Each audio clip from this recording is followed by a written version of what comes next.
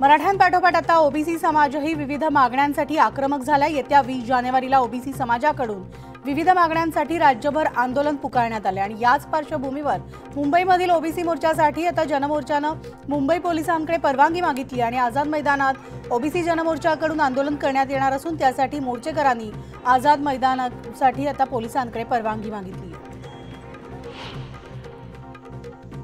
मराठा आरक्षणाच्या मागणीसाठी मुंबई इथे होणाऱ्या आंदोलनाच्या पार्श्वभूमीवर आझाद मैदानाची पाहणी करण्यासाठी जरांगे पाटलांचं शिष्टमंडळ मुंबईमध्ये दाखल झाले। जालना जिल्ह्यातल्या अनेक गावातील मराठा सेवकांचा या शिष्टमंडळामध्ये समावेश आहे आणि हे शिष्टमंडळ आझाद मैदानाची पाहणी करून त्याच ठिकाणी बैठक घेऊन आंदोलनाच्या तयारीचा आढावा घेणार आहे।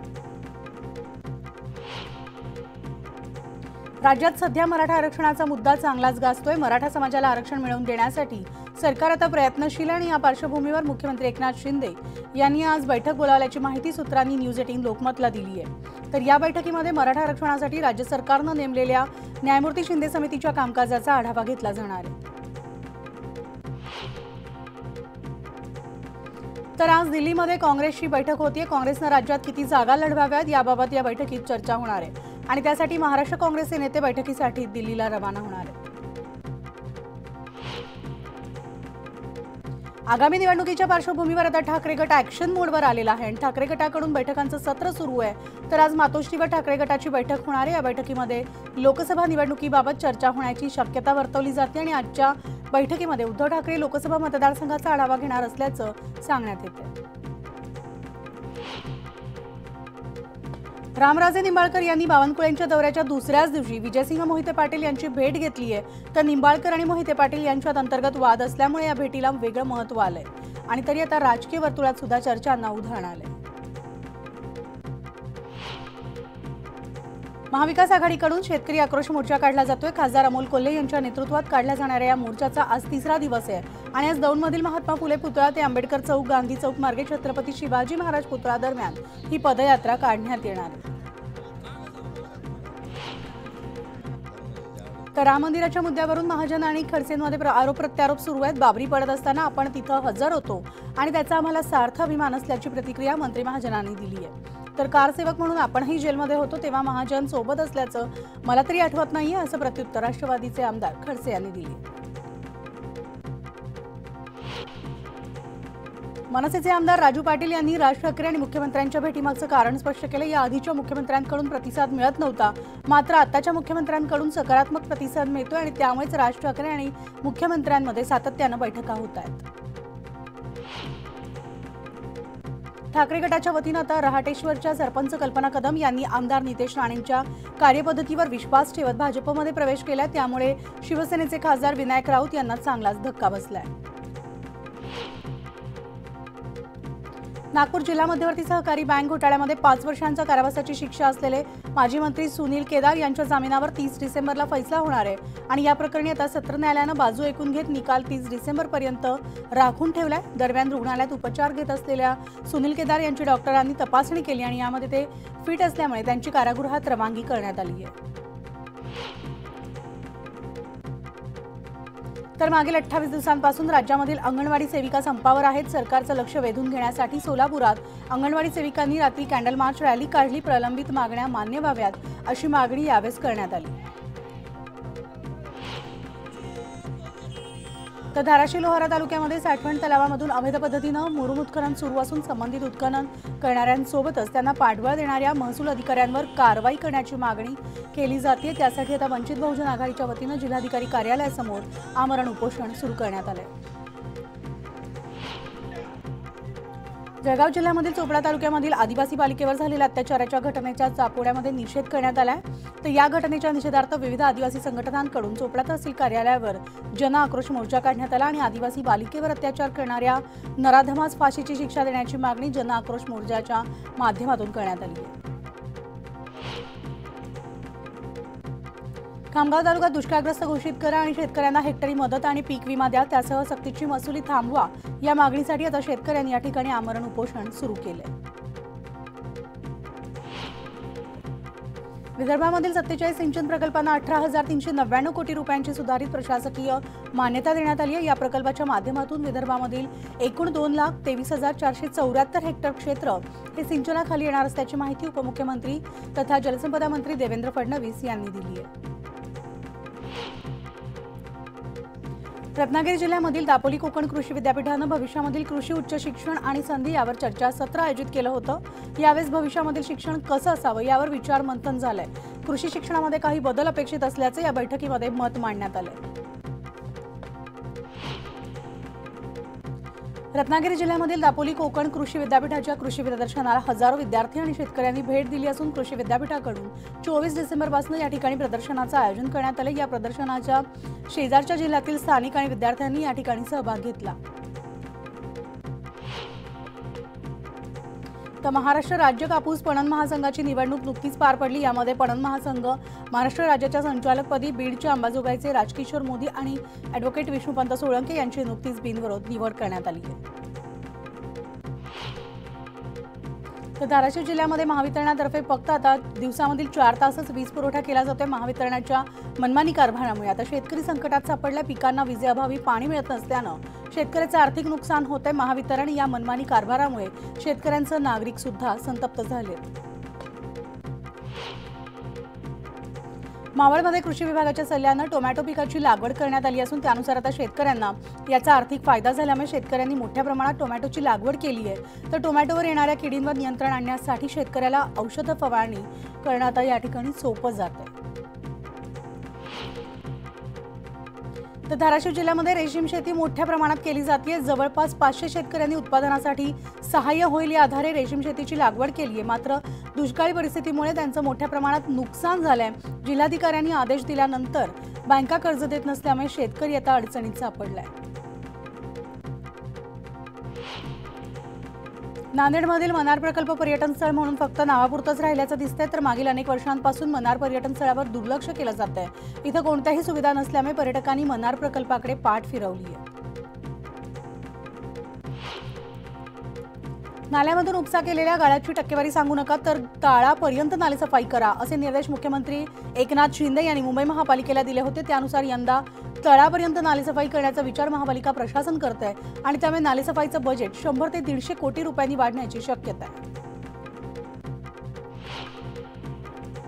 तर मुंबईमध्ये जुहू बीकेसी आणि नेहमीनगर कुलाबा इथं सर्वाधिक प्रदूषण होत असल्याचं समोर आले। या ठिकाणचा एअर क्वालिटी इंडेक्स 200हून जास्त असल्यामुळे हवा खराब आहे आणि त्यामुळे या ठिकाणचं प्रदूषण रोखण्यासाठी पालिकेने आता तातडीनं उपाययोजना करण्याचा निर्णय घेतलाय।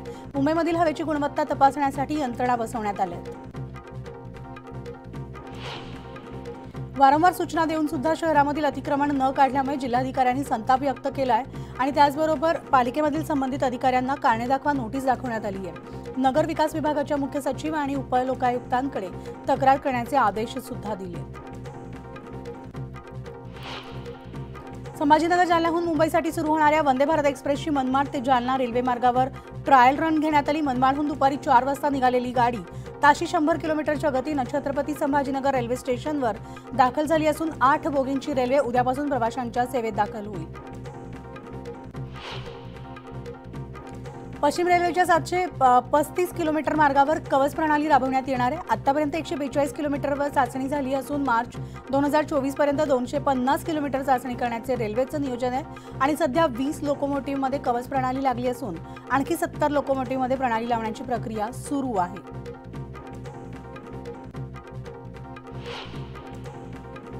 तर देशामधील 7 प्रमुख महानगरांमध्ये घरांच्या विक्रीत यंदा तब्बल 31% वाढ झाली आहे। देशातील 7 महानगरांपैकी मुंबई महानगर क्षेत्रात सर्वाधिक घर विक्री झाली आणि दुसऱ्या स्थानावर पुणे असून MMR परिसरात 1,53,870 घरांची विक्री झाली आहे।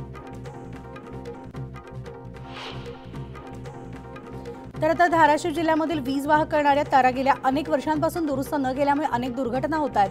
शेतकऱ्यांकडून या तारा बदलाव्यात अशी वारंवार मागणी होतीये। महावितरणानं 173 कोटींची योजना आणली आहे, त्यामुळे आता विजेची तूट कमी होण्याची शक्यता आहे।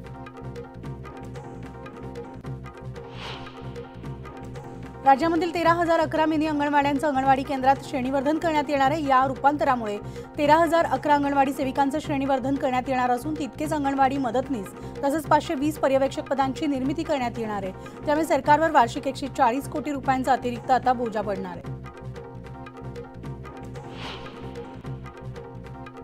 अमृत योजनेअंतर्गत नांदेडमधील ड्रेनेज लाईनसाठी राज्य शासनाने 300 कोटींचा निधी दिलाय। मात्र अतिशय संथ गतीने ड्रेनेजचं काम सुरू असल्यामुळे शिवसेना शिंदे गटाचे आमदार बालाजी कल्याणकर यांनी पालिका अधिकाऱ्यांना फैलावर घेतले।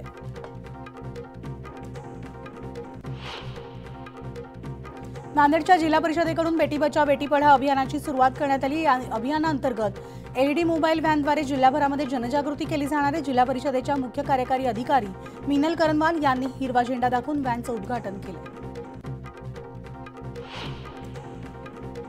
अमरावतीमध्ये कोरोनानं पुन्हा डोकं वर काढलं। जिल्ह्यामध्ये 5 नव्या कोरोनाबाधितांची नोंद करण्यात आली आणि या रुग्णांवर उपचार असले तरी कोरोनाचा प्रादुर्भाव रोखण्यासाठी सगळ्यांनी नियमांचं पालन करण्याचं आवाहन आरोग्य विभागानं केलंय।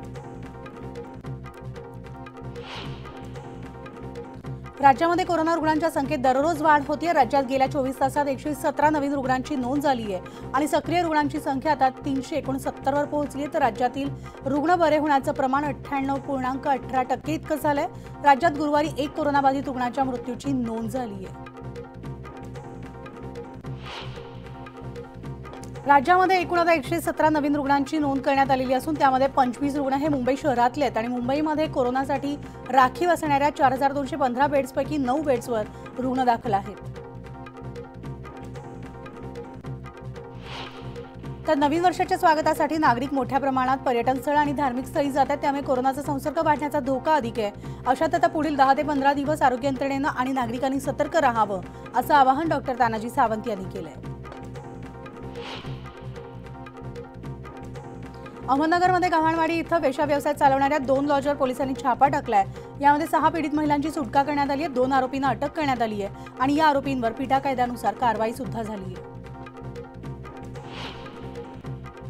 तर पुण्यात स्वतःच्याच अल्पवयीन मुलीवर वारंवार अत्याचार करून तिला गरोदर करणारे आरोपी वडील मागील 1.5 महिन्यांपासून फरार होता। गेल्या 1.5 महिन्यांपासून तो शिर्डीत लपून बसल्याची माहिती मिळताच शिर्डी पोलिसांनी आरोपीला ताब्यात घेतले। अमरावती शहरामधील जिल्हा मध्यवर्ती कारागृहामध्ये अमरावती आणि पुणे येथील कैद्यांच्या 2 गटात हाणामारी झाली। यावेळेस मध्यस्थी करायला गेलेल्या तुरुंग अधिकाऱ्यावर कैद्यांनी प्राणघातक हल्ला केला। घटनेमुळे तुरुंगात चांगलीच खळबळ उडाली आहे। पंढरपुरामधल्या विठ्ठल रुक्मिणी मंदिरामधून 314 सोन्या चांदीच्या दागिन्यांची नोंदच मंदिर समितीच्या ताळेबंदात केलेली नाही, त्यामुळे आता हे दागिने गायब झाले आहेत का अशी शंका उपस्थित होतीये। मंदिर समितीच्या कारभाराची राज्य गुन्हे अन्वेषण विभागाच्या विशेष तपास पथकाद्वारे चौकशी करावी आणि दोषींवर तात्काळ गुन्हे दाखल करावेत अशी मागणी महाराष्ट्र मंदिर महासंघानं केली आहे। सिंधुदुर्गमधील कणकवली इथं आलेल्या एका कामगाराचं रिक्षामधून अपहरण करण्यात आलं। त्यानंतर त्याच्याकडील रोकडही लंपास करून त्याला कुडाळ बसस्थानकात सोडून देण्यात आल्याची घटना घडली होती। या प्रकरणी पोलीस रिक्षा चालकासह अन्य एका व्यक्तीला ताब्यात घेतलंय। नवी मुंबईमधील तळोजा MIDC मधील एका कंपनीमध्ये भीषण आग लागली आहे। P3 भागातील एका केमिकल कंपनीमध्ये ही आग लागल्यानं खळबळ उडाली आणि आगीवर नियंत्रण मिळवण्यासाठी शर्थीचे प्रयत्न करण्यात आले। सुदैवानं यामध्ये कोणतीही जीवितहानी झालेली नाही। तर जवळपास 11 तास उलटून गेले तरीही आगीवर पूर्णपणे नियंत्रण मिळवण्यात यश आलेलं नाहीये। मुळशी तालुक्यामध्ये खोट्या कागदपत्राच्या आधारे 1100 मतदार नोंदणी करण्याचा प्रयत्न करणाऱ्या 5 व्यक्तीविरोधात पौंड पोलीस ठाण्यामध्ये गुन्हा दाखल करण्यात आला। शेतकऱ्यांच्या कापसाचा पैसा घेऊन फरार झालेला मुख्य आरोपी जग्गू याच्याकडून पोलिसांनी 57 लाखांची मालमत्ता जप्त केली आहे आणि हा आरोपी कोट्यावधींच्या घरात राहत असल्याचं उघडकीस आलंय। तर हा नक्की आहे तरी कोण याचा अधिकचा तपास करण्यासाठी SIT पथक नेमण्यात आले। गुन्हेगारी तसंच अवैध धंद्याचे कंबरड मोडण्यासाठी भिवंडी पोलिसांनी आता कारवाई केली आहे। कारवाईमध्ये 1 गावठी कट्टा, 2 जिवंत काडतुसं आणि तलवार हस्तगत केली असून सोबत हत्यारं बाळगणाऱ्या 19 गुन्हेगारांना पोलिसांनी अटक केली आहे।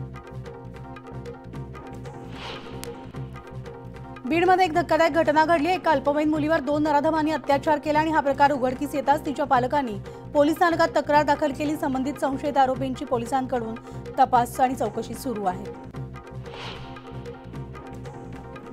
नांदेड शहरामधल्या नंदीग्राम सोसायटी भागात मध्यरात्री 3 दुकानांना भीषण आग लागली। ऑटोमोबाईल्स आणि ऑइलची 3 दुकानं यामध्ये जळून खाक झाली। दरम्यान अग्निशमन विभागानं शर्थीचे प्रयत्न करत आगीवर नियंत्रण मिळवले, तर लाखोंचं नुकसान झालंय। शॉर्ट सर्किटमुळे ही आग लागल्याचा अंदाज आहे।